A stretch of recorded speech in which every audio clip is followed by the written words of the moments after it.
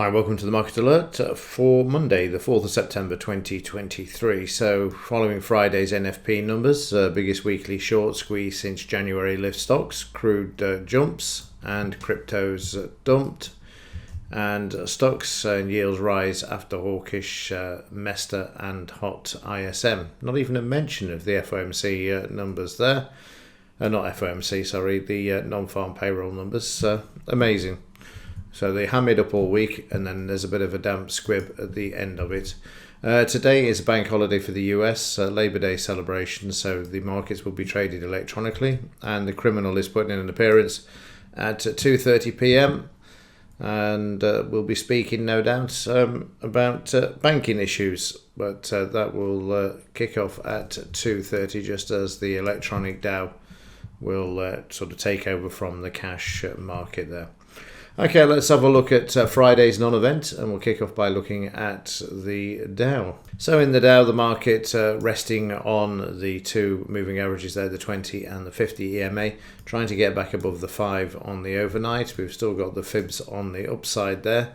Like I say, the markets are closed today, electronic session. Sometimes the market goes down, but on the whole, when there's nobody around selling, the market tends to move to the upside. Just like it did on Friday until we had the NFP numbers and then the ISM and then the market down.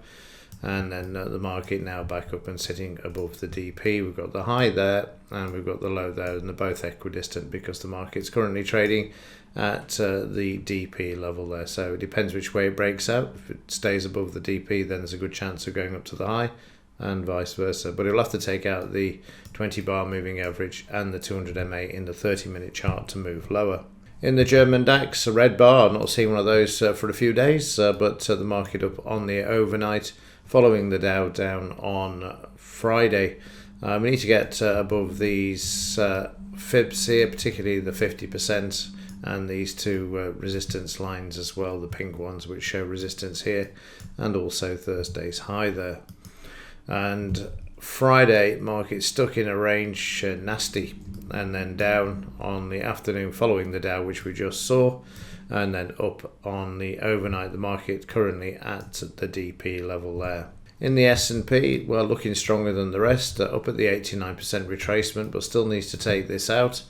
In the daily chart, in the 30-minute chart, we moved up nicely in the electronic, the different story in the cash, and then the market trading sideways at the DP overnight, similar to where the Dow is currently trading as well. The FT100 moving up, still needs to take out the 89% retracement in the daily chart. We're just approaching this level.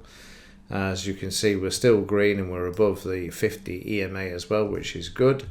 So in the 30-minute chart for Friday, we moved higher initially, and then we became choppy.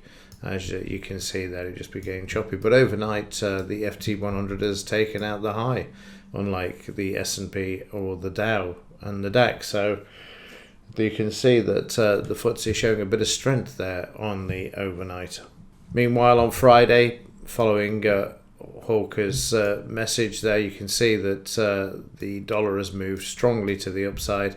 Got a bit of weakness there overnight, so that hawkish message has returned, which is positive for the currency there. So let's have a look, see what the metals did on Friday. Starting off with silver, as I said, they're going to monkey hammer this all the way back down. Can't see any other reason why they wouldn't, particularly as inflation is starting to drop, or reportedly and allegedly reportedly to be dropping according to the official figures. Not so in the real world, but that doesn't matter. So you can expect the monkey hammering of the metals to return, just a bit like that, but on a bigger scale. Again, you can see we moved up on the NFP numbers and then monkey hammered down on the 3 p.m. ISM.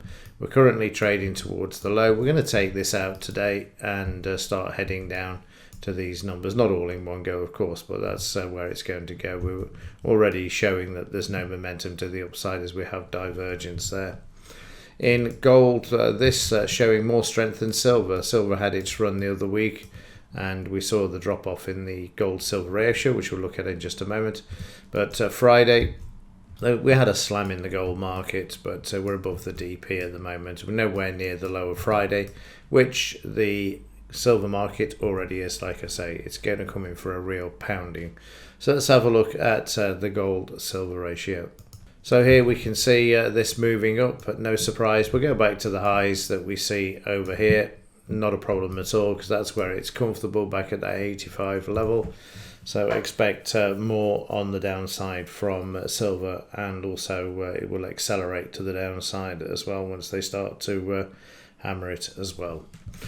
Okay, that's it for this one. Like I say, the market's going to have to make its own direction today. Electronic doubt, and then it'll make a move around the 230, obviously, with Lagarde, and also substituting for the cash market using the electronic futures.